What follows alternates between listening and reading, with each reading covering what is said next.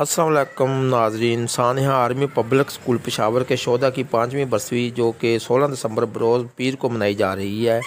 पेशावर समेत मुल्क भर में खुसूसी दुआया तकरीबात इनकाद पजीर होंगी, जिनमें शोधा की रूह के साल सवाब के लिए कुरान ख़वानी का अहतमाम होगा। इस मौका पर मुसाफ़ा न्यूज़ भी APS के शोधा के लिए अफसरदा है और उनके लवाहिकीन के साथ इजहार हमदर्दी करते हैं।